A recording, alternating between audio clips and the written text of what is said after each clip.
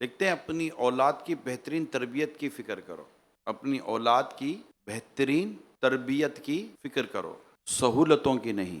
کس کی فکر کرو؟ تربیت کی، سہولتوں کی فکر نہیں کرو۔ کیوں؟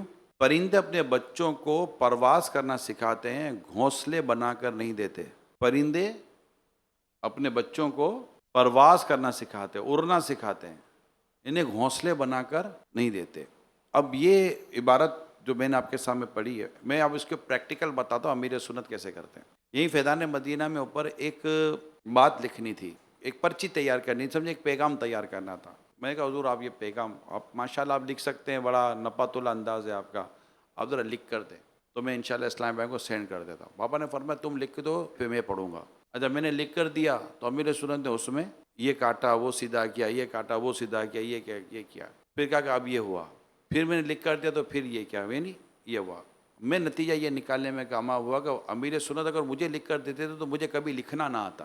آپ نے مجھ سے لکھوایا، مجھ سے عبارت، حالانکہ یہ میں نے لکھ کر دیا آپ نے صحیح کیا، پھر لکھ کر کے دیا آپ نے صحیح کیا، امیر سنت کے 10 منٹ زیادہ لگ گئے۔ وہی بات آپ لکھ کر دیتے تو 3 منٹ میں ہو جاتا ہے، لیکن کبھی بھی اسلام بھائی کی تربیت نہ ہوتی۔ کام کروانا سیکھیں، اس کو درست آپ کریں۔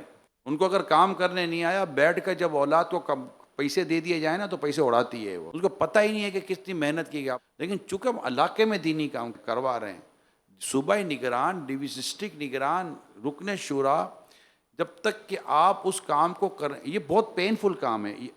کہتے ہیں کہ میرے لیے یہ آسان ہے، ایک کتاب میں پڑھا تھا میں نے، میرے لیے یہ آسان ہے کہ میں گلاس اٹھا کے وہاں رکھ دوں، میرے لیے یہ مشکل ہے کہ یہ گلاس اٹھوا کر وہاں رکھ دوں۔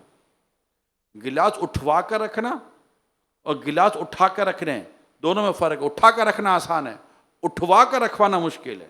کئی مرتبہ میرے سنت کو میں نے دیکھا ہے، بیٹا یہ لائٹ بند کر دو، حالانکہ آپ لائٹ بند کر سکتے تھے، آپ نے کیوں لائٹ بند کروائی؟ اس لیے بند کروائی تاکہ اس کو بند کرنے کی عادت ہو۔